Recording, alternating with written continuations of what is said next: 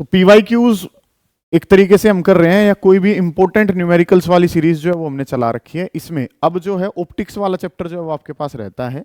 आज वाली क्लास में करेंगे हम वेव ऑप्टिक्स, और कल जो है रे ऑप्टिक्स निपटा लेंगे, और ये सिलेबस जो है वो आपका एक बार इस वाली क्लास में कंप्लीट हो जाएगा।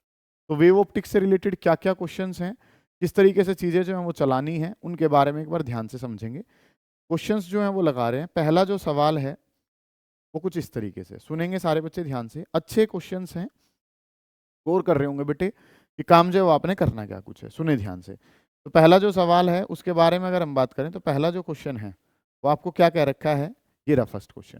ठीक है, क्या बोला हुआ है, light of wavelength 5000 angstrom. Light है और लाइट की जो वेवलेंथ है वो कितनी दिखा रखी है, 5000 एंगस्ट्रॉम जो है लाइट की वेवलेंथ है। वेवलेंथ ऑफ लाइट, और वेवलेंथ ऑफ लाइट जो वो कितनी दिखा रखी है, 5000 एंगस्ट्रॉम। मतलब कि चांसेस हैं कि यहाँ से आपको क्वेश्चन जो है वो मिलेंगे। मतलब कि जो जो अलग अलग टाइप्स हैं, जो जो अलग अलग इंपॉर्टेंट क्वेश्चंस हैं, उनको हम डिस्कस करने लग रहे हैं यहाँ पे। ठीक है, तो काम जो है वो आपने करना क्या कुछ है, चीजें क्या दिखा रखी हैं, light of wavelength 5000 angstrom propagating in air gets partially reflected from the surface of water. ठीक है, will the wavelength and frequencies of reflected and refracted light be affected. अच्छा क्वेश्चन है कि एक लाइट जो है उसका कुछ हिस्सा रिफ्लेक्ट हो जाता है और कुछ हिस्सा क्या हो जाता है, रिफ्रैक्ट हो जाता है। ध्यान से समझेंगे, क्या वेवलेंथ और फ्रीक्वेंसी जो हैं वो क्या चेंज होंगी। तो अगर हम बात करें, सबसे पहले एक छोटी सी बात जो आपको पता हो कि सर फ्रीक्वेंसी जो है, फ्रीक्वेंसी फंक्शन होती है, और फ्रीक्वेंसी किसका फंक्शन है, सोर्स का। नेक्स्ट, अगर मैं बात करता हूं तो वेवलेंथ, और वेवलेंथ जो है सर वो किसका फंक्शन होती है, मीडियम का फंक्शन। वेवलेंथ जो है सर वो किसका फंक्शन होती है, मीडियम का। ठीक है, दो प्रॉपर्टीज हैं, एक प्रॉपर्टी का नाम फ्रीक्वेंसी है, दूसरी प्रॉपर्टी का नाम क्या है, वेवलेंथ। तो जो वेवलेंथ और फ्रीक्वेंसीज हैं इनके बारे में अगर आप काम करें, तो फ्रीक्वेंसी सोर्स का फंक्शन है, और वेवलेंथ जो है सर वो किसका फंक्शन है, मीडियम का। जी ठीक है, तो अब काम जो है वो आपने क्या करके देना है, यहाँ पे चीजें जो है वो आपके पास अब क्या कुछ है कि एक बार जो है वो क्या हो रहा है, रिफ्रैक्शन बता रहा है क्वेश्चन, और एक बार जो है वो क्या कहता है कि रिफ्लेक्शन हो रहा है। कुछ हिस्से का रिफ्लेक्शन हुआ है और कुछ जो हिस्सा है उसका क्या हुआ है, रिफ्रैक्शन हुआ है। अब अगर हम इसमें काम करते हैं तो दोनों तरफ जो सोर्स है वो तो सेम ही रहा है, तो फ्रीक्वेंसी तो रिफ्रैक्शन में भी सेम रहेगी, और फ्रीक्वेंसी के बारे में अगर मैं बात करूं तो वो रिफ्लेक्शन में भी क्या ही रहने वाली है, सेम रहने वाली है। ठीक है, क्वेश्चन हम पढ़ ही चुके हैं। ठीक है, अगला जो काम है वो आपने अब क्या करना है, नेक्स्ट वाले काम में अगर मैं ध्यान दूं, तो रिफ्लेक्शन में मीडियम क्या रहता है, सेम रहता है। रिफ्लेक्शन में मीडियम सेम रहता है, तो वेवलेंथ भी जो है वो क्या रहने वाली है, सेम रहने वाली है। ऐसे ही अगर मैं बात करूं किसमें, रिफ्रैक्शन में, तो रिफ्रैक्शन के केस में मीडियम बदल जाता है, और मीडियम अगर बदल जाता है तो वेवलेंथ जो है वो क्या हो जाएगी, डिफरेंट हो जाएगी। वेवलेंथ क्या हो जाएगी, डिफरेंट। और अगर नई वेवलेंथ बतानी भी है तो that will be equal to lambda divided by mu, और म्यू का मतलब क्या होता है, रिफ्रैक्टिव इंडेक्स होता है। म्यू जो है, म्यू का मतलब क्या है, रिफ्रैक्टिव इंडेक्स। तो ये क्वेश्चन करने को कहा है कि वेवलेंथ और फ्रीक्वेंसी पे क्या प्रभाव पड़ेगा। तो वेवलेंथ और फ्रीक्वेंसी किन फैक्टर्स पे डिपेंड करते हैं, पहले आपको वो पता हो। तो वेवलेंथ और फ्रीक्वेंसी किन फैक्टर्स पे डिपेंड करते हैं वो आपको पता कर लिया आपने। ठीक है, फ्रीक्वेंसी जो है, क्योंकि सोर्स तो आपका सेम ही रहा है, तो फ्रीक्वेंसी तो क्या ही रहेगी, सेम। अब रही बात किसकी, रिफ्लेक्शन और रिफ्रैक्शन की, तो रिफ्लेक्शन में क्योंकि मीडियम सेम रहता है तो वेवलेंथ क्या रहेगी, सेम। और रिफ्रैक्शन में मीडियम बदल गया, मीडियम बदल गया तो वेवलेंथ भी जो है वो क्या हो जाएगी, डिफरेंट हो जाएगी। ये काम जो है ना वो आपने करना है। ठीक है, बिल्कुल बेसिक सा सवाल है, पता होना चाहिए। नेक्स्ट क्वेश्चन क्या कह रहा है, फिर सुने ध्यान से। What will be effect on interference fringes if red light is replaced by blue light.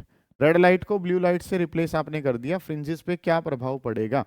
Interference fringes, interference fringes पे अगर हम काम करें तो आपको क्या पता होना चाहिए कि इंटरफेरेंस के केस में फ्रिंज विड्थ जो है वो किसके बराबर होती है। तो इंटरफेरेंस में अगर फ्रिंज विड्थ बतानी है तो it is denoted by letter beta, और इसका फॉर्मूला होता है lambda capital D divided by कितना, स्मॉल डी। ये फॉर्मूला जो है ना वो आपके पास होता है। ठीक है, कि मैं क्या बताना चाहता हूँ, बीटा जो है वो मैं बताना चाहता हूँ, फ्रिंज विड्थ की अगर मैं बात करूँ तो that is denoted by letter beta, और इसका फॉर्मूला होता है lambda capital D divided by कितना हो गया, स्मॉल डी। ये फॉर्मूला जो है वो आपके पास होता है। अब क्वेश्चन ने क्या कहा है कि रेड लाइट को रिप्लेसमेंट कर दो, किससे रिप्लेसमेंट कर दो, ब्लू लाइट से। तो बीटा जो है वो डायरेक्टली प्रोपोर्शनल है किसके, लैम्डा के। बीटा डायरेक्टली प्रोपोर्शनल किसके है? लैम्डा के। और अगर मैं बात करूं तो सबसे ज्यादा वेवलेंथ, रेड कलर की वेवलेंथ ज्यादा है किसके कंपैरिजन में? ब्लू लाइट के कंपैरिजन में। तो अगर वेवलेंथ जो है वो ज्यादा है तो फ्रिंज विड्थ भी जो है सर वो क्या रहेगी? ज्यादा। तो बीटा फॉर रेड कलर ज्यादा रहेगा किसके कंपैरिजन में? Beta for blue colour. तो आपको जाना कहाँ है? आपको रेड से कहाँ जाना है? ब्लू में। तो ब्लू कलर में अगर आप जाएंगे तो फ्रिंज विड्थ जो है वो क्या कर जाएगी? Fringe width will decrease, beta will decrease. ये काम जो है ना वो आपने करना है, ठीक है। अच्छा कंसेप्चुअल क्वेश्चन है, ध्यान से समझेंगे। कोई दिक्कत अगर आ रही है तो उसको पूछेंगे कि सर इंटरफेरेंस फ्रिंज की बात करनी है। इंटरफेरेंस फ्रिंज के बारे में बात करूं तो it is denoted by letter beta. Formula है lambda capital D divided by कितना? Small D. तो बीटा जो है सर वो डायरेक्टली प्रोपोर्शनल है लैम्डा के। Beta is directly proportional to lambda. अब मुझे क्या पता है? रेड से कहाँ जाना है? ब्लू पे। तो रेड कलर की वेवलेंथ ज्यादा है, ब्लू की वेवलेंथ क्या है? कम। तो beta for red greater than beta for blue. तो ब्लू की तरफ मैं जा रहा हूं और ब्लू में जा रहा हूं तो फ्रिंज विड्थ जो है वो क्या हो जाएगी? डिक्रीज कर जाएगी। ये क्वेश्चन ने जो है वो आपको कहा था, ये पूछा है, बिल्कुल बेसिक सा काम है, कर लेंगे इसको, ठीक है। अगला जो क्वेश्चन है, इन क्वेश्चंस को अगर आप कर जाते हैं तो कोई दिक्कत बनेगी ही नहीं आपको, इन्हीं में से ही सवाल मिलने हैं बेटे। अगला जो क्वेश्चन है, question number 3, how does the angular separation की बात हो रखी है, ठीक है, in single slit diffraction pattern. Single slit diffraction pattern पे एंगुलर फ्रिंज विड्थ जो है या एंगुलर सेपरेशन पे क्या प्रभाव पड़ता है? If distance of separation between slit and screen, slit और स्क्रीन के बीच का डिस्टेंस क्या होता है बेटा? कैपिटल डी होता है, ठीक है। इसको डबल कर दिया जाए तो अगर मैं बात करूं तो एंगुलर जो सेपरेशन होता है थीटा एन जो है वो हमारे पास, अगर मैं बात करूं तो जो नॉर्मल वाली डिस्प्लेसमेंट है लीनियर वाली डिवाइडेड बाई कितना होता है? कैपिटल डी होता है, ठीक है। किसी के लिए भी अगर मैं काम कर लूं तो थीटा एन ये जो है वो हमारे पास क्या होता है? एंगुलर सेपरेशन होता है, ठीक है। एंगुलर सेपरेशन, एंगल वाला सेपरेशन जो है वो क्या है? थीटा एन मैंने लिखा है। और वाई एन जो है वो हमारे पास क्या है? लीनियर वाला सेपरेशन है। तो एंगुलर सेपरेशन जो है वो क्या होता है? लीनियर सेपरेशन डिवाइडेड बाई कितना? Capital D. और इसके बारे में अगर मैं बात करूं तो कोई से भी वाला भी लिख लो, मान लो मैं मिनिमम का लिख लूं चाहे मैक्सिमम का लिख लूं, मैं मिनिमम या मैक्सिमम में से किसको लिखूं? तो वाई एन जो है वो मिनिमम के लिए लिखा तो n lambda capital D by small d, और ये कैपिटल डी से डिवाइड करना है। तो कैपिटल डी से क्या हो जाएगा? कैपिटल डी कैंसिल हो जाएगा। नाम जब भी एंगुलर वाला आता है तो कैपिटल डी कट जाता है, ठीक है। अगर कैपिटल डी कट गया तो इट इज एंगुलर सेपरेशन जो है वो क्या है? उसमें कैपिटल डी आएगा ही नहीं, तो it is independent of capital D. और ये इंडिपेंडेंट है किसका? कैपिटल डी का। तो आप उसको कितना ही चेंज कर लो, आप उसको डबल कर लो, ट्रिपल कर लो, कुछ भी कर लो, उस पर कोई प्रभाव नहीं पड़ेगा। तो इस वाले सवाल का आंसर जो है वो क्या हो जाएगा? There will be no effect, कोई इफेक्ट नहीं पड़ेगा एंगुलर सेपरेशन को चेंज, कोई चेंज नहीं आएगा। कब? जब आप कैपिटल डी को, कैपिटल डी क्या बता रखा है? स्लिट और स्क्रीन के बीच का डिस्टेंस, स्लिट और स्क्रीन के बीच का डिस्टेंस अगर बढ़ा दिया जाए तो एंगुलर सेपरेशन पे कोई प्रभाव नहीं पड़ता है। ये काम जो है ना वो आपने करना है, ठीक है। ये सारे सवाल जो है बेटे कर लेने हैं, और इनको कर गए तो सारे न्यूमेरिकल जो है वो आपके कवर हो जाएंगे, ठीक है। ये भी बहुत प्यारा सा सवाल है। क्वेश्चन नंबर 4, ध्यान से समझें काम ने कहा क्या है। Find the intensity at a point on a screen in YDSC where the interfering waves of equal intensities, सुनो ध्यान से, नाम किसके लिए करना है? YDSC के लिए करना है, ठीक है। और वेव्स की जो इंटेंसिटी है वो क्या है? इक्वल है, ठीक है। YDSC में इक्वल इंटेंसिटी के लिए या तो डायरेक्ट फॉर्मूला पता हो, नहीं भी पता है तो मेन फॉर्मूला पता हो, वहां पे इक्वल इंटेंसिटी की बात करेंगे। तो अगर मैं YDSC की बात करता हूं, यंग डबल स्लिट एक्सपेरिमेंट, तो यंग डबल स्लिट एक्सपेरिमेंट ने क्या बता रखा है आपको? रिजल्टेंट जो इंटेंसिटी है that is equal to I1 plus I2 plus 2 under root I1 I2 और इंटू में कितना? Cos phi. ये फॉर्मूला जो है ना वो हमारे पास होता है, सबसे बेसिक फॉर्मूला जो है वो हमने ये पढ़ा था। रिजल्टेंट इंटेंसिटी बराबर है I1 plus I2 plus 2 root I1 I2 और इंटू में कितना है? Cos phi.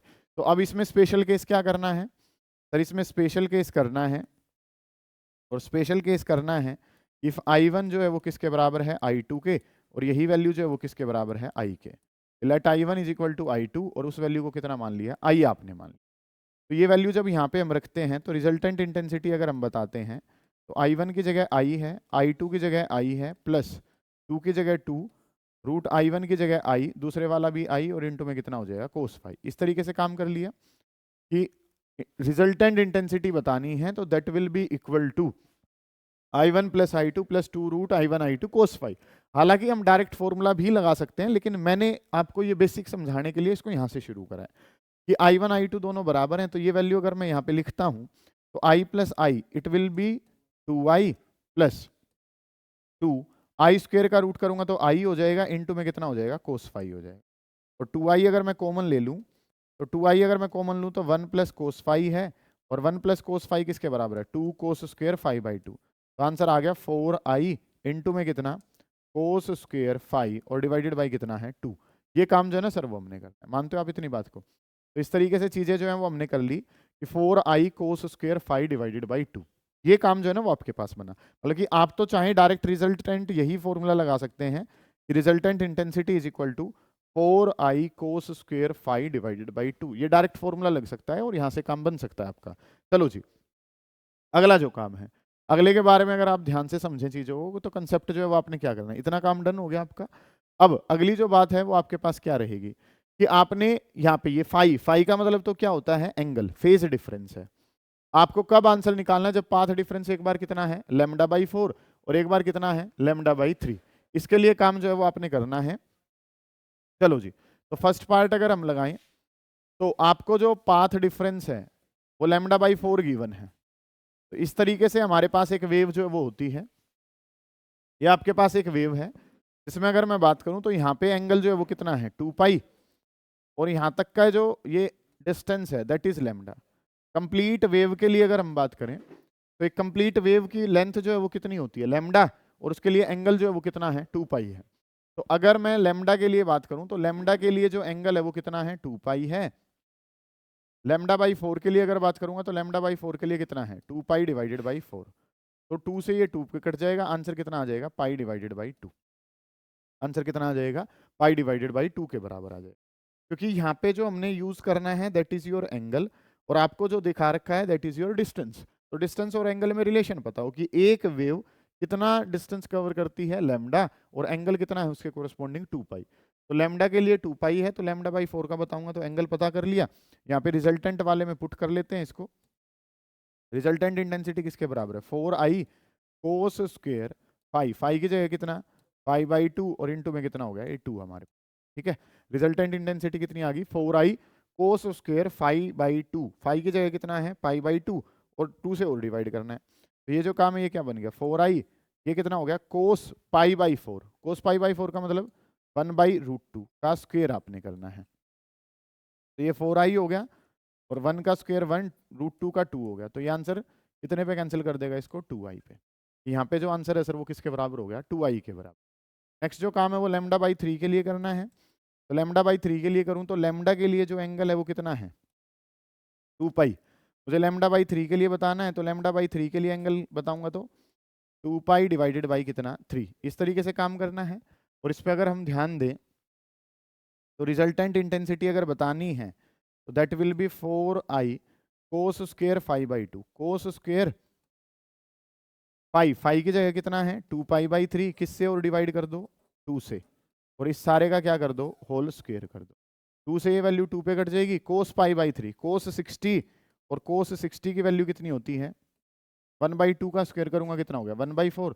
4 से 4 काट दूंगा, आंसर कितना आ जाएगा I के बराबर। ये काम करना है आपने। ठीक है, सबसे पहले तो आपको क्या पता हो कि जब इंटेंसिटीज इक्वल होती हैं तो काम जो वो क्या करना होता है, फॉर्मूला होता है रिजल्टेंट इंटेंसिटी बराबर है 4I cos square 5 divided by 2। ये फॉर्मूला आपके पास होता है। फिर आपको अगला काम क्या पता है कि ये तो एंगल है सर फाई, लेकिन आपको डिस्टेंस दे रखे हैं, तो डिस्टेंस से फिर एंगल में कैसे जाते हैं कि लैम्डा के लिए एंगल है 2π, तो λ/4 के लिए कितना हो गया इस तरीके से। ऐसे ही लैम्डा के लिए एंगल जो है वो कितना है 2π, λ/3 का बताना है तो उसके लिए वैल्यू रख ली, और वैल्यूज आप पुट करोगे सोल्व करोगे आपके पास आपका आंसर आ जाएगा। इतना काम जो है ना वो आपने करना है। देख लेंगे इसको, पढ़ लेंगे, काफी इंपॉर्टेंट टाइप है, बहुत ज्यादा इंपॉर्टेंट क्वेश्चन है ये। चलिए जी, अगला जो क्वेश्चन है उसके बारे में बात करते हैं। क्वेश्चन नंबर 5 क्या कहा हुआ है सुने ध्यान से। Parallel beam of wavelength 600 nanometre. तो लैम्डा जो है सर वो गिवन है, is incident normally on a slit of width A. ठीक है, if distance between the slit and screen, slit और स्क्रीन के बीच का डिस्टेंस क्या कहलाता है बेटा कैपिटल D कहलाता है, and distance of second order maximum from centre of the screen is 1.5 mm। ए की वैल्यू जो है वो आपने बतानी है, स्लिट की विड्थ बतानी है, ठीक है। स्लिट की विड्थ को ए से अगर लिखा गया है, ठीक है, और second order maximum from the centre of screen, मतलब कि ये जो क्वेश्चन है विड्थ ऑफ स्लिट को ए से लिखा जा रहा है, तो ये डाइफ्रैक्शन पैटर्न जो है ना उसकी बात हो रही है। क्वेश्चन ने क्या दिया है आपको, डाइफ्रैक्शन पैटर्न के लिए काम दिखा रखा है, लैम्डा गिवन है, कैपिटल डी गिवन है, सेकंड ऑर्डर मैक्सिमम जो है from the centre of screen. सुनो ध्यान से, यहाँ पे वेवलेंथ जो है सर वो गिवन है and wavelength is your 600 nanometre. अब नैनोमीटर का क्या मतलब है सर, 600 10⁻⁻⁹ और मीटर। अब देखो, अब यहाँ पे वो भी बच्चे अवेलेबल होंगे जिन्हें ये क्वेश्चन आते हैं, तो वो इसको क्यों पढ़े, तो बेटा वो स्क्रीन को पोज करके क्या कर लें, सॉल्यूशन निकाल के देखें, जब मेरा आंसर आए उसके साथ मैच कर लो, ठीक है। एक ही घंटे में पूरी वेव ऑप्टिक्स के न्यूमेरिकल जो है ना वो आपके सारे हो जाएंगे, ये ध्यान आपने रखना है, ठीक है। तो काम जो वो क्या करना है, लैम्डा 600 नैनोमीटर, इनसे बाहर सवाल नहीं आना है कोई। नैनो, नैनो का मतलब 10⁻⁹ मीटर हो जाएगा। कैपिटल डी, कैपिटल डी कितना है 0.8, और ये आंसर किस में आएगा, मीटर में। इस तरीके से काम कर लिया। सेकंड ऑर्डर मैक्सिमम, डाइफ्रैक्शन में सेकंड ऑर्डर मैक्सिमम है, तो वैल्यू अगर लिखूं तो 2n+1 lambda capital D divided by कितना हो गया 2a। yn जो है वो कितना है 2n+1 lambda capital D divided by कितना 2a, और ये जो वैल्यू है ये किसके बराबर दे रखी है 1.5 mm है। mm का मतलब कितना हो गया 10⁻⁻3 हमारे पास। ये सेकंड ऑर्डर मैक्सिमम है तो 2n+1 lambda capital D divided by 2a, 1.5 mm है। mm का मतलब कितना हो गया 10⁻⁻3। ये काम आपने कर लिया।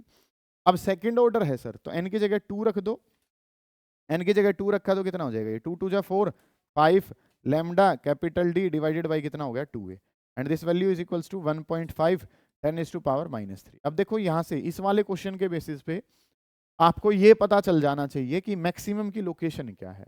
मैक्सिमम की लोकेशन पता हो तो वो कितनी है 2n+1 lambda capital D divided by कितना है 2a। इस तरीके से काम कर लिया। अब जो चीजें हैं वो आपने क्या करनी है, 5 की जगह 5 है, लैम्डा सर कितना है, लैम्डा की वैल्यू है 600 नैनोमीटर का मतलब 10⁻⁻9। कैपिटल डी कितना था सर 0.8 था, डिवाइडेड बाई कितना है 2, इनटू में ए की वैल्यू तो सर बतानी है, इज इक्वल्स टू 1.5 और 10 की पावर कितना हो गया -3 हो गया। 10⁻⁻3 ये इसको कितने में कैंसिल कर देगा 10⁻⁻6 पे, ठीक है जी। 1.5 जो है इसको 400 पे कैंसिल कर देगा, 2 से ये 200 पे कैंसिल हो जाएगा, और ये a जो है वो इस तरफ अगर आ जाएगा तो 0.8 है, ये 5000 बन जाएगा, तो 0.8 इंटू 10 की पावर कितना -3 बन जाएगा। ये आंसर मीटर में है, और ये जो वैल्यू है वो कितनी आ जाएगी 0.8, और मीटर अगर था तो उसका क्या बना दिया mm आपने बना। इस तरीके से काम जो है ना वो आपने करना है, ध्यान से समझेंगे।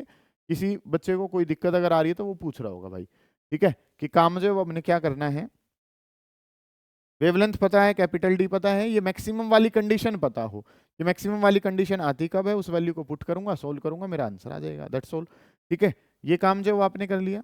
अब आगे वाली चीजें जो है वो क्या है, क्वेश्चन नंबर 6 सुने बेटे ध्यान से, अच्छे क्वेश्चंस का कलेक्शन है, ध्यान से समझते हुए चलें, कोई दिक्कत आएगी तो उसको पूछते हुए चलेंगे। क्वेश्चन ने क्या कह रखा है कि यंग डबल स्लिट एक्सपेरिमेंट है, 2 स्लिट्स YDAC है, और YDAC में दोनों स्लिट्स के बीच का सेपरेशन क्या कहलाता है बेटा, स्मॉल डी। स्मॉल डी जो है वो दिखा रखा है, स्क्रीन इज प्लेस्ड, स्क्रीन का डिस्टेंस कितना होता है, कैपिटल डी होता है। Calculate the fringe width when light of wavelength 500 nanometre is used. तो 500 नैनोमीटर का मतलब क्या होगा, लैम्डा दे रखा है। पहली बात तो यही पता हो कि जो छोटा डिस्टेंस होता है वो स्मॉल डी है, छोटा डिस्टेंस है, ये v1 है वो v1 है, तो छोटा कौन है बेटा, वो मीटर में है, और ये किस में है mm में। मीटर वाला डिस्टेंस बड़ा होगा तो कैपिटल डी, ये वाला छोटा होगा तो क्या नाम रख दिया, छोटा, स्मॉल डी।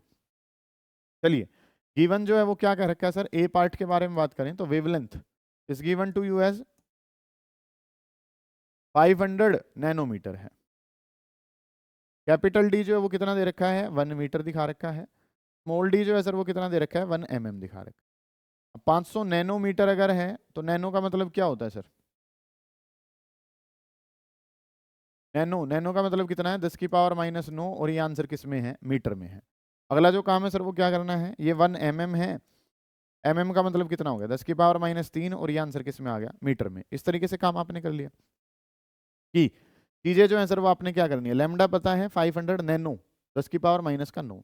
कैपिटल डी 1 है, स्मॉल डी कितना है 1 mm है, mm का मतलब 10 की पावर माइनस 3, और ये आंसर किस में आ गया मीटर में। Calculate the fringe width, fringe width आपने बतानी है, बीटा बतानी है, तो बीटा का फॉर्मूला क्या हो गया lambda capital D divided by कितना स्मॉल डी। लैम्डा की जगह कितना 500, नैनो का मतलब कितना हो गया 10 की पावर माइनस का 9, कैपिटल डी कितना है 1, स्मॉल डी जो है वो कितना है 1 इंटू 10⁻⁻³ 10⁻⁻³ जो है वो इसको कितने पे कैंसिल कर देगा 10⁻⁻6 पे, तो ये आंसर कितना आ गया 5, और 10 कितना हो गया माइनस का 4, यहाँ पे ये 00 और ये -4, और ये आंसर किस में मीटर में, और अगर इसको mm में लिख दूं तो 0.5, और ये आंसर किस में आ जाएगा mm में। कोई बात ही नहीं है सर, बिल्कुल बेसिक सा फॉर्मूला। वेव ऑप्टिक्स का न्यूमेरिकल एकदम से खत्म होगा अगर आपको फॉर्मूला पता है, ठीक है। सबसे खास बात इस वाली यूनिट की यही है कि आपको फॉर्मूला पता होना चाहिए, फॉर्मूला अगर पता है तो आप पुट करो और आंसर आ जाएगा तुरंत ही, ठीक है। What should be width of each slit to obtain tan maxima of double slit within central maximum of single slit। ये भी टाइप जो है ना वो इंपॉर्टेंट चल रहा है आजकल, कि आपको क्या करना है tan मैक्सिमम हो, और tan मैक्सिमम किसके हो इंटरफेरेंस के, और वो किसके अंदर आ जाने चाहिए सेंट्रल मैक्सिमम में आ जाने चाहिए, और सेंट्रल मैक्सिमम किसके अंदर आ जाने चाहिए डाइफ्रैक्शन के। ये पार्ट जो है ना वो आपने करके देना है। क्वेश्चन ने क्या बोला है आपको कि tan maximum of interference should lie with in central maximum of diffraction, इस तरीके से क्वेश्चन ने कहा है। तो tan मैक्सिमम, tan की जगह तो 10 लिख लिया, मैक्सिमम के लिए lambda capital D divided by कितना स्मॉल डी, और डाइफ्रैक्शन की जो सेंट्रल वाली होती है उसी पे जोर ज्यादा होता है, उसकी विड्थ डबल होती है, उसका फॉर्मूला क्या हो गया 2 लैम्डा कैपिटल डी, और विड्थ जो है वो किसके बराबर है स्मॉल ए के बराबर है। यहाँ पे कितना है कैपिटल डी, वहां पे कितना होता है स्मॉल ए। इसमें तो क्वेश्चन ने कहा है कि 10 मैक्सिमम लेने हैं, सेंट्रल मैक्सिमम के बारे में बात करूं तो उसकी विड्थ क्या होती है डबल, तो 2 lambda capital D divided by ये, तो लैम्डा डी से लैम्डा डी कैंसिल हो जाएगा। ए की बात करूंगा तो ए मुझे बताना है 2 से ये कितने पे जाएगा 5 पे, तो डी डिवाइडेड बाई कितना हो जाएगा 5। ये याद हो कि सेंट्रल मैक्सिमम की विड्थ क्या होती है डबल होती है, 2 करके लिखी जाती है, और मैक्सिमम तो पता ही है 10 टाइम्स जो है वो n लैम्डा टाइम्स होता है, ठीक है। डी की वैल्यू जो है सर वो क्वेश्चन ने कितने दे रखी है 1 mm है, तो 1 डिवाइडेड बाई 5, और 1/5 करा तो कितना आ गया 0.2, और ये आंसर किस में आ जाएगा mm में, कि 10 मैक्सिमम इंटरफेरेंस के सेंट्रल वाले में आ जाने चाहिए। पुट करा सोल्व करा आपके पास आपका आंसर आ जाएगा, कोई बात ही नहीं है सर, बड़े बेसिक से सवाल जो है ना वो अवेलेबल है आपके पास, ठीक है। ये कर लिया आपने, डन है इतना काम तो। चलिए जी, अगला जो क्वेश्चन है क्वेश्चन नंबर 7, पढ़े ध्यान से। क्वेश्चन नंबर 7 ने क्या कहा है, गौर करें एक बार इसको, देखें क्वेश्चन को क्या कुछ करना है इसमें। नेक्स्ट जो क्वेश्चन है क्वेश्चन नंबर 7, सुनिए क्वेश्चन ने क्या बोला है, diffraction due to single slit experiment, the aperture of the slit is 3 mm। Slit का जो अपर्चर है सर वो कितना दिखा रखा है 3 mm दिखाया हुआ है, ठीक है। क्वेश्चन ने क्या बोला है सुनेंगे ध्यान से, कि सॉल्यूशन जब हम इसका करेंगे तो स्लिट की विड्थ जो है सर वो कितनी दिखा रखी है 3 mm दी हुई, 3 mm जो है वो स्लिट की विड्थ है, ठीक है। 3 mm, mm का मतलब कितना है सर 10 की पावर माइनस का 3, ठीक है। और सिंगल स्लिट जो है वो डाइफ्रैक्शन पैटर्न के बारे में बात हो रही है। Slit separation is 3 mm, monochromatic light of wavelength 620 nanometre, wavelength जो है वो कितनी है 620 नैनोमीटर है, और नैनोमीटर का छोटा सा मतलब क्या होता है सर 10 की पावर माइनस का 9, और ये आंसर किस में आ जाएगा मीटर में। इस तरीके से काम दे रखा है, आवाज नहीं कर मिटे। ये 3 mm है, 10 की पावर माइनस 3, नैनोमीटर का मतलब 10 की पावर माइनस 9, और ये आंसर किस में आ जाएगा मीटर में। Calculate the separation between first order minima and third order maxima of the screen. अब इसी क्वेश्चन में सारा काम आ जाएगा डाइफ्रैक्शन का, कि अगर हम बात करें तो आपने क्या करना है सेपरेशन बताना है मैक्सिमा और मिनिमा का। तो डाइफ्रैक्शन के लिए मैक्सिमम और मिनिमम की कंडीशंस अगर हम लिखें, मैक्सिमम और मिनिमम की, तो मैक्सिमम की कंडीशन यहाँ पे किस पे आती है 2n + 1 lambda capital D divided by कितना हो गया 2a, और मिनिमम की कंडीशन अगर बतानी है तो मिनिमम वाली कंडीशन क्या कहती है n लैम्डा कैपिटल डी और डिवाइडेड बाई कितना हो गया स्मॉल ए, ठीक है। मिनिमम वाली जो कंडीशन है सर, मिनिमम वाली कंडीशन कितनी है n lambda capital D divided by A, और मैक्सिमम वाली कितनी है 2n+1 lambda capital D divided by कितना हो गया 2a। इस तरीके से काम करना है सर। अब अगर हम बात करें तो लास्ट में स्क्रीन जो है उसका सेपरेशन दिखा रखा है and that is given to you as 1.5 metre. ये 1.5 मीटर पता है। अब सुनेंगे ध्यान से कि चीजें आपने क्या करनी, बेटे आवाज नहीं करो।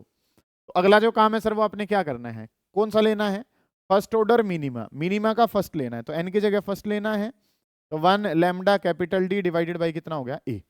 ये काम करना है आपने कि मिनिमा के लिए कौन सा लेना है फर्स्ट, और मैक्सिमा के लिए थर्ड लेना है। एन की जगह 3 रखना है, एन की जगह 3 रखा तो 3 2 जा 6 + 1 7 lambda capital D divided by कितना हो गया 2a।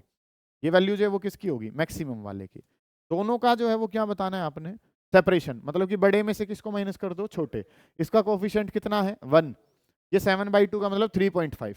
बड़े में से छोटे को माइनस करेंगे तो डिफरेंस बताना है 7 lambda capital D divided by 2a minus ये कितना है lambda capital D divided by कितना a। तो बेटा इस वाले 7/2 में से 1 के कोफिशिएंट को माइनस करूंगा तो कितना 5/2 lambda capital D divided by कितना हो गया a हमारे पास हो गया। 5 की जगह 5 है, लैम्डा कितना है 620 नैनोमीटर का मतलब 10 की पावर माइनस का 9। कैपिटल डी कितना है सर 1.5 डिवाइडेड बाई a, और a की वैल्यू जो है सर वो कितनी दे रखी है 3 × 10⁻³ हमारे पास है। 1.5 से ये वैल्यू कितने पे जाएगी 2 पे, 2 से ये वैल्यू कितने पे जाएगी 310 पे कट जाएगी। ठीक है, 10 की पावर -3 जाएगा तो वो कितना हो जाएगा 10 की पावर -6 हो जाएगा। 5 से मल्टीप्लाई करता हूं तो 5 जा और 5 3 जा करूंगा तो कितना हो जाएगा 15, और 10⁻³ कितना -6, और इसको सोल्व करूंगा तो 1.55, और मीटर से आंसर को किस में ले जाऊंगा mm में ले जाऊंगा। इस तरीके से काम करना है। इसी सवाल में पूरा डाइफ्रैक्शन है, और आप देखेंगे कि हर एक क्वेश्चन में फॉर्मूला ही यूज करना है वेव ऑप्टिक्स में। एक मैक्सिमम की कंडीशन है, एक मिनिमम की है। ठीक है, मैक्सिमम और मिनिमम वाली कंडीशंस पता है। यहाँ पे n को 1 लेना है, यहाँ पे n को कितना लेना है आपने 3 लेके करना है। दोनों का डिफरेंस बताना है, वैल्यू को पुट करना है, सोल्व करना है, आपके पास आपका आंसर आ जाएगा। ठीक है, ये क्वेश्चन जो है वो आपने कर लिया। नेक्स्ट क्वेश्चन पे चलते हैं। अगला जो क्वेश्चन है उसने क्या कह रखा है सुने ध्यान से। अच्छा क्वेश्चन है बेटे, ये भी टाइप जो है ना वो काफी अच्छा है। चलिए क्वेश्चन नंबर 8 क्या कह रहा है बेटे, सुने ध्यान से। क्वेश्चन नंबर 8 जो है वो हमने करना है। क्वेश्चन नंबर 8 ने क्या करना है सुने, अच्छा है, प्यारा सा सवाल है, गौर करें। A beam of light consisting of 2 wavelength, एक जो वेवलेंथ है वो आपको दिखा रखी है 800 नैनोमीटर है λ1। दूसरी वेवलेंथ जो है सर वो कितनी दे रखी है आपको 600। एक 800 नैनोमीटर है और एक जो है वो क्या दिखा रखी है 600 नैनोमीटर, और इसकी हेल्प से इंटरफेरेंस फ्रिंजेस जो है वो आपने प्राप्त करने हैं YDSC में। ठीक है, YDSC के लिए काम करना है, और जो स्क्रीन का सेपरेशन है that is your capital D, और स्लिट्स का सेपरेशन जो है सर वो हमारे पास क्या होता है स्मॉल d। वो 1.4 मीटर है, ये 0.28 mm है। mm का मतलब हम जानते हैं सर, mm का मतलब है 10 की पावर -3। अब जो काम है वो क्या करना है, calculate the least distance from central bright maximum. Central bright maximum से क्या बताना है, लीस्ट डिस्टेंस जो है वो बताना है। ठीक है, where the bright fringes of 2 wavelength coincide, जहाँ पे दोनों की ब्राइट जो है वो क्या करेंगे कोइंसाइड करेंगे। ये काम जो है ना वो आपने करके देना है। सुनोगे ध्यान से, क्वेश्चन ने क्या करना है कि एक वेवलेंथ है 800 नैनोमीटर, दूसरे वाली जो वेवलेंथ है वो कितनी है 600 नैनोमीटर। अब क्या होगा, आपको एक बात पता है कि फ्रिंज विड्थ जो है बेटा वो किसके बराबर है lambda capital D divided by कितना स्मॉल d। अब जिसका वेवलेंथ कम होगी उसकी फ्रिंज विड्थ भी क्या रहेगी कम, मतलब एक 800 नैनोमीटर वाली है और एक कितनी है 600 नैनोमीटर। तो अगर हम बात करें तो एक फ्रिंज विड्थ जो है वो इस तरीके से कैसी है, एक की स्ट्रिप्स जो है वो कैसी हैं चौड़ी चौड़ी हैं। दूसरे वाले के लिए अगर हम काम करेंगे तो दूसरे वाले की जो स्ट्रिप है वो कंपैरेटिवली क्या रहेंगी इस तरीके से रहेंगी कि भाई जिसकी वेवलेंथ जो है वो क्या है ज्यादा है। ये 800 नैनोमीटर वाले के लिए पैटर्न ऐसे बनेगा 800 नैनोमीटर के लिए, और ये 600 नैनोमीटर वाला पैटर्न कैसे बनेगा इस तरीके से बन रहा है। ठीक है, क्योंकि जिसकी वेवलेंथ बड़ी होती है उसकी फ्रिंज विड्थ भी क्या होती है बड़ी। फॉर्मूले में लिख रहा है ना, जिसकी वेवलेंथ छोटी फ्रिंज विड्थ भी छोटी रहेगी। क्वेश्चन क्या कहता है कि एक नंबर पे जाके ये मिलते हैं आपस में, मतलब कि इसका मान लो कोई सा भी नंबर जो है वो उसके साथ क्या कर जाता है मैच कर जाता है। ठीक है, अब वो लीस्ट सेपरेशन चाहिए, तो मान लो इसका nth नंबर है तो लीस्ट जो सेपरेशन है वो इसके लिए क्या रहेगा n+1, क्योंकि मिनिमम जो सेपरेशन है नंबर्स के बीच में वो कितने का होगा 1 का होगा। ठीक है, ये आपस में मिलती है, मतलब कि जितना इसका वाई एन पहले वाले का इज इक्वल टू उसका कौन सा वाई एन प्लस वन दूसरे वाले का, इस तरीके से काम कर लिया। या इसको जो है स्केयर आप इसको ना पढ़ लें तो इसको जो है ये फर्स्ट वाले के लिए लिखा है, तो ये किसके लिए, सेकंड वेवलेंथ के लिए। अब मैक्सिमम की कंडीशन क्या होती है, n lambda capital D divided by कितना, स्मॉल डी। ये जो वेवलेंथ है ये कौन से वाली है, पहले वाली। जो छोटे वाली वेवलेंथ है उसका नंबर ज्यादा जाएगा, तो एन प्लस वन इंटू में कितना लैम्डा टू कैपिटल डी और डिवाइडेड बाई कितना स्मॉल। स्मॉल डी से स्मॉल डी, कैपिटल डी से कैपिटल डी, ये काम आपने कर लिया। अब अगर मैं बात करता हूं एन, एन की जगह तो एन ही है सर, पहले वाली वेवलेंथ कितनी है 800 नैनोमीटर है, तो 10 की पावर माइनस का 9 कर लिया। दूसरे वाली वेवलेंथ जो है सर इसके बारे में बात करूं तो n प्लस वन, और ये जो काम है सर ये कितना हो गया 600, और नैनो अगर है तो 10 की पावर कितना कर लिया माइनस का 9।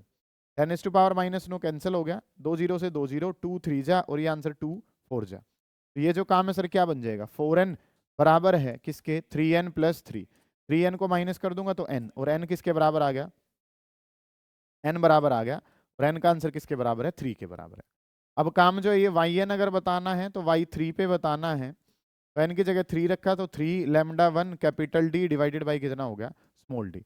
3 की जगह 3 लैम्डा 1, पहले वाली वेवलेंथ कितनी है 800, नैनो का मतलब 10 की पावर माइनस का 9, what is capital D, capital D जो है सर वो कितना है 1.4, what is small d, it is given to you as 0.28, और mm का मतलब क्या है 10 की पावर माइनस का 3 हमारे पास है, तो 1.4, और इसको अगर कैंसिल करूंगा तो 28, ये यहाँ पे 2 5 पे कैंसिल कर देगा।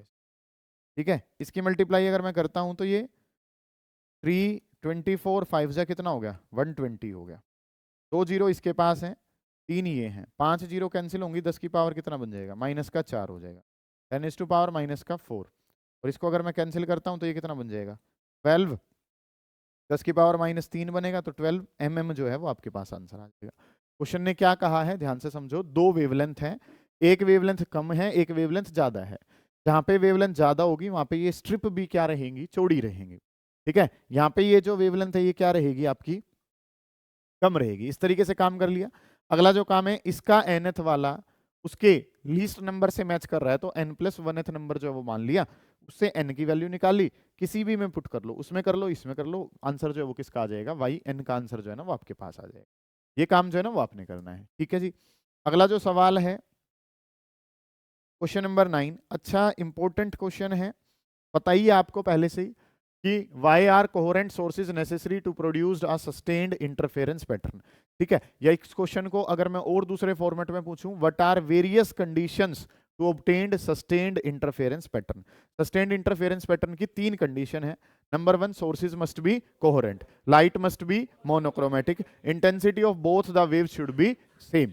ठीक है, इंटेंसिटी सेम रहनी चाहिए। या अगर मैं बात करूं तो किसके लिए अब कि कोहेरेंट सोर्स होते क्या हैं और वो ही क्यों चाहिए इंटरफेरेंस के लिए। तो कोहेरेंट सोर्स क्या होते हैं, ऐसे सोर्स जो सेम वेवलेंथ फ्रीक्वेंसी की लाइट प्रोड्यूस करते हैं विद कांस्टेंट और जीरो फेज डिफरेंस। क्योंकि ये क्या करते हैं कांस्टेंट या फिर किसको जीरो फेज डिफरेंसेस की लाइट को क्रिएट करते हैं, कांस्टेंट या जीरो फेज डिफरेंस को ये क्रिएट करते हैं। और क्योंकि ये कांस्टेंट या जीरो फेज डिफरेंस को क्रिएट करते हैं तो काम जो वो क्या रहेगा कि फेज डिफरेंस हमेशा क्या रहने वाला है सेम। तो जो इक्वेशन किसकी है मैक्सिमम की, वो हमेशा किसकी बनी रहेगी मैक्सिमम की, और जो मिनिमम वाली है वो किसकी बनी रहेगी मिनिमम की। वो रुके हुए रहेंगे, जहां मैक्सिमम बन गया वो मैक्सिमम की ही लोकेशन रहेगी, जहां मिनिमम बन गया वहां पे क्या ही रहेगा मिनिमम रहेगा। वो लगातार क्या नहीं होते रहेंगे, चेंज नहीं होंगे। लगातार चेंज किस में हो जाते हैं इंडिपेंडेंट सोर्सेज में, किसमें चेंज हो जाते हैं, हमारे वाले सोर्सेज कैसे होते हैं इंडिपेंडेंट, जिनमें फेज डिफरेंस लगातार क्या होता है चेंज। और अगर फेज डिफरेंस लगातार चेंज होगा तो मैक्सिमम और मिनिमम दोनों अपनी पोजीशन को क्या करते रहेंगे चेंज। और हमारी आंखें इस काबिल नहीं है कि छोटे से चेंज को क्या कर सके डिटेक्ट। तो ना तो आपको डार्क दिखाई देता ना आपको क्या दिखाई देता ब्राइट, आपको दिखता है एवरेज इफेक्ट, क्या दिखाई देता है। और अगर आपको इंटरफेरेंस ही चाहिए, डार्क ब्राइट ही चाहिए, तो सोर्सेज मस्ट बी कोहेरेंट। ये काम जो है ना वो आपने करना है। अगला जो पार्ट है second part, Young double slit experiment है, मोनोक्रोमेटिक लाइट का इस्तेमाल करा, वेवलेंथ लैम्डा है, intensity on the screen where path difference is lambda. Path difference lambda जो है बेटा वो किसकी कंडीशन होती है मैक्सिमम की कंडीशन। तो मैक्सिमम जो इंटेंसिटी है वो क्वेश्चन ने कितनी दिखा रखी है के बराबर है। ठीक है, लैम्डा बाई 3 के कोरस्पॉन्डिंग काम करना है। तो जब लाइट की इंटेंसिटी सेम होती है, अभी करा भी है स्टार्टिंग में भी ये सवाल, कि रिजल्टेंट इंटेंसिटी का फॉर्मूला है सर, और रिजल्टेंट इंटेंसिटी का फॉर्मूला है 4i कोस स्क्वायर फाई और डिवाइडेड बाई 2। ये फॉर्मूला जो है ना वो आपने पढ़ा है कि अगर दोनों लाइट की इंटेंसिटी सेम हो तो जो रिजल्टेंट इंटेंसिटी है उसका फॉर्मूला क्या होता है, 4i cos square phi by 2। अगली अगर मैं बात करूं तो ये 4i जो है वो मैक्सिमम इंटेंसिटी है, और मैक्सिमम इंटेंसिटी कितनी है, के। ये पूरा 4i है और इस पूरे 4i को हमने क्या लिखा, के कोस स्क्वायर फाई और डिवाइडेड बाई कितना हो गया 2। और ये जो आंसर है ये क्या हो गया, रिजल्टेंट इंटेंसिटी। रिजल्टेंट इंटेंसिटी है 4i cos square phi by 2। 4i जो है वो हमारे पास मैक्सिमम इंटेंसिटी है, और मैक्सिमम इंटेंसिटी को क्वेश्चन ने क्या कहा है कि कितना मान के सोल्व कर दो, के मान के सोल्व कर दो, ठीक है। क्योंकि जहां पे पाथ डिफरेंस लैम्डा है वहां पे मैक्सिमम की कंडीशन है, और मैक्सिमम इंटेंसिटी को क्वेश्चन ने क्या कहा है, के। अब क्या करना है, find out intensity at a point where path difference is lambda by 3। तो अगर हम काम करें तो चीजें जो क्या पता है, यहाँ पे जो एंगल कवर होता है 2 पाई, और यहाँ तक का जो डिस्टेंस है सर वो किसके बराबर है, लैम्डा। डिस्टेंस कितना है, लैम्डा, और एंगल जो कवर हुआ वो कितना है, 2 पाई। तो इसके बारे में अगर मैं बात करूं तो 2 पाई के लिए जो एंगल है वो कितना है, या लैम्डा के लिए जो एंगल है वो कितना है, 2 पाई। मुझे काम किसके लिए करके देना है, लैम्डा बाई 3। तो लैम्डा बाई 3 के लिए अगर काम करेंगे तो कितना हो जाएगा, 2 पाई डिवाइडेड बाई 3 हो जाएगा। कि लैम्डा के लिए कितना है, 2 पाई, लैम्डा बाई 3 का बताऊंगा तो कितना हो जाएगा, 2 पाई डिवाइडेड बाई 3। रखो बेटे वैल्यू, के की जगह K cos square pi by 2, phi की जगह कितना, 2 पाई बाई 3, और इंटू में ये कितना हो गया 2, और इसका क्या कर लिया, स्क्वायर कर लिया। 2 से ये वैल्यू 2 पे चली जाएगी, के की जगह के हो जाएगा कोस पाई बाई 3 कोस 60, और कोस 60 कितना है 1/2, और इसका क्या करना है, स्क्वायर। तो answer comes out to be K divided by 4। ये काम जो है ना वो आपने कर, दोबारा देख लो। रिजल्टेंट इंटेंसिटी का फॉर्मूला है 4i कोस स्क्वायर 5/2, ऐसे करके फॉर्मूला है।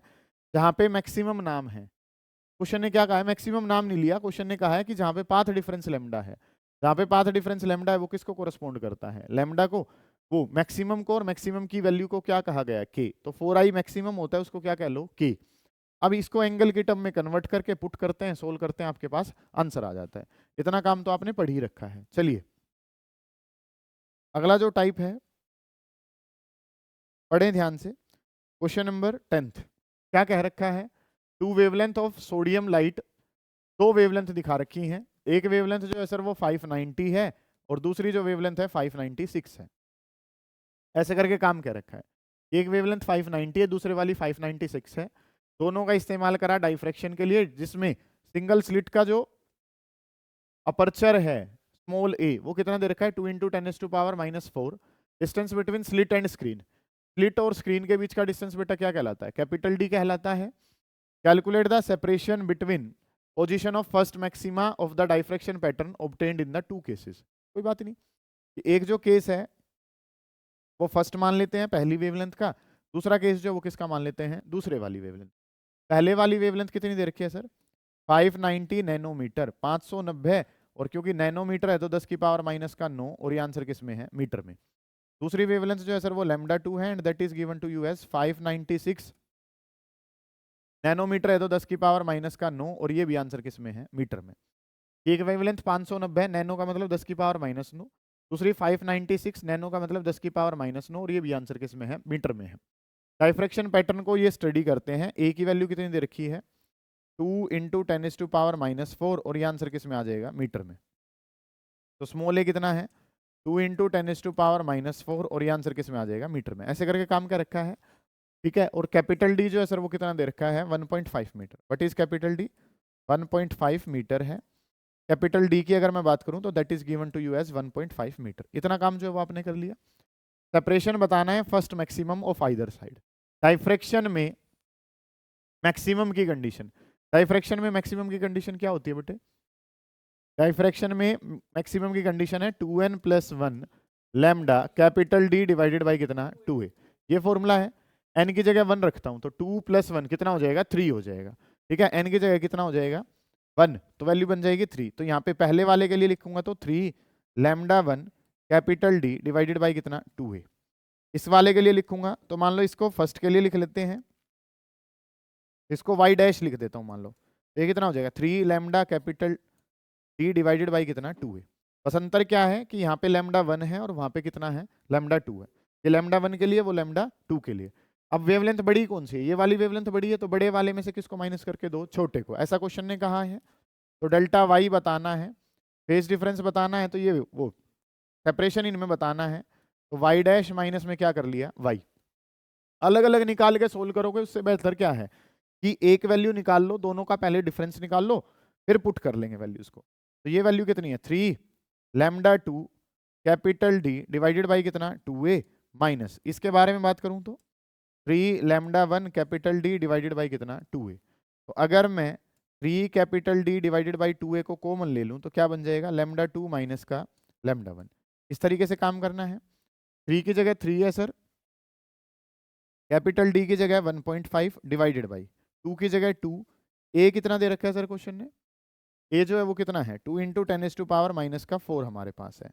लैम्डा 2 माइनस लैम्डा 1 करूंगा तो ये 596 और वो 590, 596 माइनस 590 और ये जो वैल्यू ये कितनी हो जाएगी 10⁻⁴ कितना है माइनस का 9 है। इस तरीके से काम कर लिया। यहाँ पे वैल्यूज को अगर हम पुट करते हैं तो 10⁻⁻4 से ये 10⁻⁻5 पे कैंसिल हो जाएगा। ये 4.5 डिवाइडेड बाई 4 और ये कितना हो जाएगा 6 इंटू 10⁻⁻ कितना माइनस का 5 हो जाएगा। ठीक है, ये 2 जा और ये 3 जा और ये आंसर किस में आ जाएगा मीटर में, मल्टीप्लाई कर लेंगे। सिंपल काम जो है वो बिल्कुल बेसिक सा है। क्वेश्चन पूरी वेव ऑप्टिक्स के क्वेश्चन हम लगातार कर रहे हैं और कोई भी क्वेश्चन जो है वो फॉर्मूले से बाहर नहीं जा रहा है। आपको क्या कह रखा है क्वेश्चन ने कि एक वेवलेंथ लैम्डा 1 है, दूसरी वेवलेंथ कितनी है लैम्डा 2, दोनों के लीनियर सेपरेशन जो है वो आपने बताने हैं। तो बड़े वाले में से किसको माइनस कर देंगे छोटे को। मेन बात थी मैक्सिमम की, मैक्सिमम की कंडीशन बताओ कौन से नंबर का मैक्सिमम लेना है, पहले वाले का। तो n की जगह कितना रख लिया 1। इतना सा काम आपने लेना है, सोल्व करना है, आपके पास रिजल्ट आ जाएगा। इतना काम पढ़ें करें, कोई दिक्कत आ रही है उसे पूछे मिटे। चलिए जी, ये सारे क्वेश्चन एक बार ट्राई जरूर कर लें, ये सवाल जो है ना वो आपसे हो जाए। ठीक है, इसके बाद जो है वो रे ऑप्टिक्स के क्वेश्चन है। इन 10 सवालों के बाहर वेव ऑप्टिक्स का क्वेश्चन नहीं जाएगा, ये गारंटीड बात है। ठीक है, इन 10 न्यूमेरिकल को अगर आप कर लेते हैं, और इनको छोड़ना है ही नहीं। क्यों नहीं छोड़ना, क्योंकि अगर आप इलेक्ट्रोस्टैटिक्स के या अगर मैं बात करूं मैग्नेटिक इफेक्ट के न्यूमेरिकल करके जाते हैं तो ऐसा जरूरी नहीं है कि आप उस क्वेश्चन को कर पाए, क्योंकि कोई भी क्वेश्चन किसी भी फॉर्मेट में चेंज किया जा सकता है। इसका क्वेश्चन चेंज नहीं होगा, फॉर्मूला ओरिएंटेड सवाल होंगे। दो ही कंडीशन है, एक मैक्सिमम की और एक किसकी है मिनिमम की। वो वैल्यूज अगर पता है तो डाइफ्रैक्शन का और इंटरफेरेंस का पता हो, वैल्यू पुट करोगे, सोल्व करोगे, आंसर आ जाएगा। इसमें थ्योरी में क्या इंपॉर्टेंट है, एक तो हाइगन बेसिस पे, हाइगन प्रिंसिपल के बेसिस पे लॉज ऑफ रिफ्लेक्शन को प्रूव करना, लॉज ऑफ रिफ्रैक्शन को, वो हम कर चुके हैं। उसके बाद सिंगल स्लिट और इंटरफेरेंस, इनके डेरिवेशंस जो हैं वो हल्के से लेवल पे आप चेक कर लोगे। हालांकि ज्यादातर न्यूमेरिकल आता है, लेकिन डेरिवेशन में हाइगन प्रिंसिपल के बेसिस पे लॉज ऑफ रिफ्लेक्शन और रिफ्रैक्शन, स्नेल्स लॉ जिसको आप कहते हैं, वो पेपर में पूछा ही जाता है 3 नंबर के लिए। इसके न्यूमेरिकल ये डन है, अगले वाली वीडियो में रे ऑप्टिक्स के कर लेंगे। ठीक है, निपटा लेंगे इस काम को, कोई दिक्कत आएगी उसको पूछ लेंगे।